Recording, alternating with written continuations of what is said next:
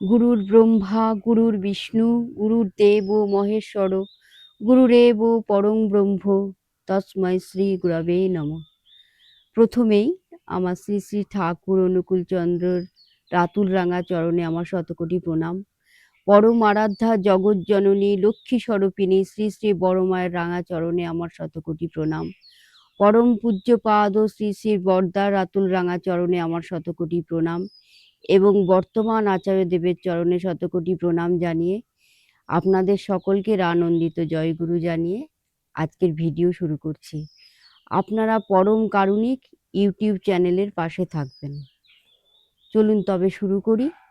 আজকে আপনাদের এমন একটি ঘটনা শোনাবো যেটা শুনলে আপনাদের গায়ে কাঁটা দিয়ে উঠবে। ঠাকুরের কৃপায় অসম্ভব সম্ভব হতে পারে এরকম একটি ঘটনা। তাহলে চলুন শুরু করি।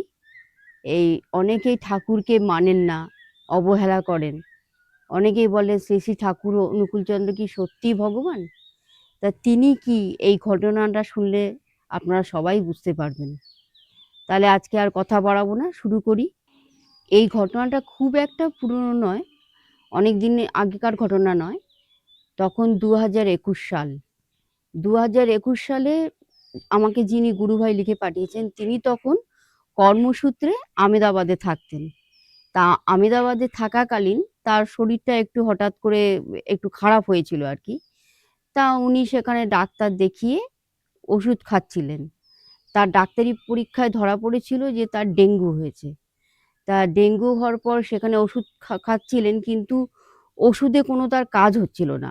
ওষুধে কাজ না হওয়ার জন্য তিনি বাড়িতে ফিরে এলেন, অর্থাৎ হাওড়াতে চলে এলেন। হাওড়াতে আসার পর এখানকার যে কোনো গ্রামীণ হসপিটাল ছিল সেই হসপিটালে উনি ট্রিটমেন্ট করতে শুরু করলেন। তা সেখানে সেই গ্রামীণ হসপিটাল থেকে তাকে 7 দিনের ওষুধ দেওয়া হলো এবং কিছু পরীক্ষা নিরীক্ষা করার কথা বলা হলো। তিনি ওষুধ খেতে শুরু করলেন এবং পরীক্ষা নিরীক্ষা করে তার সেই ডেঙ্গুই ধরা পড়ল। সেই হসপিটালের ওষুধ খাওয়ার 7 দিনের মধ্যেই কোনো কথাবার্তা নিয়ে হঠাৎ করে তিনি সেন্সলেস হয়ে গেলেন। এখন বাড়ির লোক তো সবাই খুব চিন্তিত হয়ে পড়ল, যা হয় আর কি স্বাভাবিক। তখন বাড়ির লোকেরা তাকে নিয়ে কলকাতায় এসএসকেএম হসপিটালে নিয়ে গেলেন। কিন্তু এসএসকেএম হসপিটালে ওই গুরু ভাইয়ের অবস্থা দেখে ডাক্তাররা কিন্তু ফিরিয়ে দিলেন। মানে তার এমন অবস্থা ছিল আর কি, খুবই আশঙ্কাজনক অবস্থা। ডাক্তাররা ফিরিয়ে দিলেন। তার পরিবার, তার গ্রামের লোকেরা, আত্মীয় স্বজন, বন্ধু বান্ধব তাকে আবার এনআরএস হসপিটালে নিয়ে গেলেন। তা এনআরএস হসপিটালে নিয়ে যাওয়ার পর সেখানে রিপোর্ট করা হলো এবং রিপোর্ট দেখে শুনে সেই ডাক্তারবাবুরা বুঝলেন যে সেই গুরু ভাইয়ের অবস্থা খুবই খারাপ। তাকে একদিন রাখা হলো সেখানে। তারপরে তাকে আরজিকর হসপিটালে ট্রান্সফার করা হলো। তাকে তার আত্মীয় স্বজনরা আবার আরজিকর হসপিটালে নিয়ে গেলেন। বুঝতে পারছেন তার মানে কিরকম অবস্থা, আমি তো ভাবতেও পারছি না। এবং আরজিকর হসপিটালে পাঠানোর পর সেখানে কোনো বেড খালি ছিল না। সেই বেড খালি না থাকার জন্য তাকে সারা রাত বাইরে কাটাতে হয়েছিল। তা সেখানে মানে তার পিসির বাড়ি ছিল। তার দিদি, জামাইবাবু, তার পিসি, ওনারা সবাই এসে ডাক্তারবাবুদের সঙ্গে এবং অন্যান্য স্টাফদের সঙ্গে তারা কথা বলে তারপরের দিন সকালবেলা তাকে ওই আরজিকর হসপিটালে ভর্তি করানো হলো।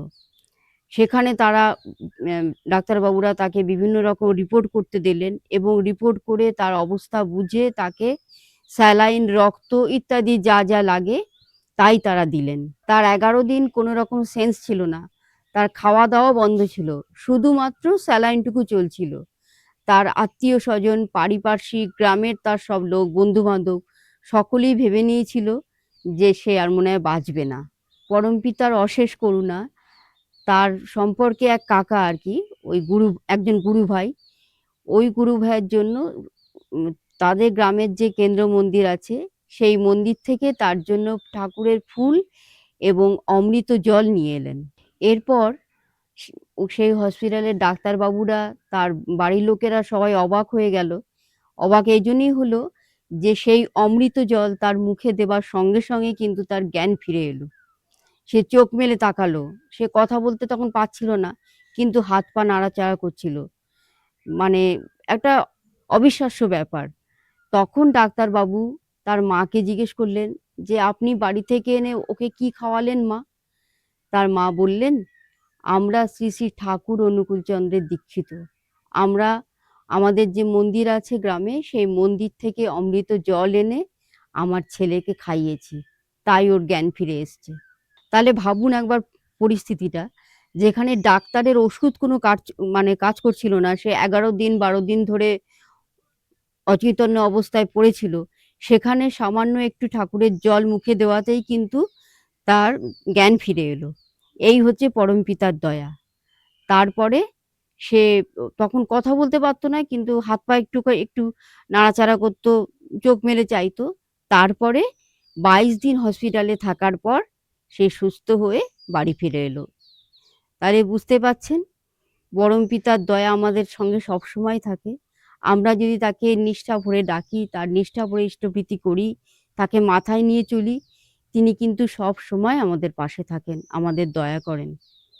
সমস্ত সেখানকার ডাক্তারবাবুরা খুব অবাক হয়ে গেছিলেন এবং তার মাকে জিজ্ঞাসা করেছিলেন, "মা, আপনার ছেলেকে আপনি কি এমন খাইয়েছিলেন যে আপনার ছেলের এত তাড়াতাড়ি সেন্স চলে এলো? আমাদের যে ওষুধে কাজ করছিল না, সেটাই এত তাড়াতাড়ি এরকম হলো?" তখন তার মা বলেছিলেন, "আমাদের বাড়ির কাছেই শ্রী শ্রী ঠাকুর অনুকূলচন্দ্রের মন্দির আছে এবং আমরা তারই সদ্দীক্ষায় দীক্ষিত, এবং তারই একটু জল এনে আমার ছেলের মুখে দেওয়া হয়েছিল এবং তারই পায়ের ফুল তার মাথায় ঠেকানো হয়েছিল। আর তারপরেই আমার ছেলের জ্ঞান ফিরে এসেছে।" আপনারা তাহলে ঠাকুরকে মাথায় নিয়ে চলবেন, খুব নিষ্ঠা ভরে ইষ্টভৃতি করবেন, সকাল বিকেল দুবেলা প্রার্থনা করবেন। তিনি যেভাবে বলেছেন সেভাবে চলবেন। আপনারা সকলে নিষ্ঠা ভরে ইষ্টভৃতি করবেন। সকালে বিকেলে দুবেলা প্রার্থনা করবেন। তিনি যেমনভাবে চলতে বলেছেন ঠিক সেভাবে চলবেন। তাহলে ঠিক ঠাকুরের দয়া পাবেন। আমরা সকলেই পাবো। আজকে আর ভিডিও বড় করছি না। আপনাদের এই ভিডিও কেমন লাগলো দয়া করে কমেন্ট করে জানাবেন এবং সাবস্ক্রাইব করে পাশে থাকবেন, যাতে আমি ভিডিও দিলেই আপনাদের কাছে চলে যায়। আজকে এখানেই শেষ করছি। এর পরের ভিডিওতে আমার মা, দিদিমা, দাদুর যে ঋত্বিক ছিলেন তার কথা শোনাবো। তিনি অনেক অসম্ভব সম্ভব করেছিলেন।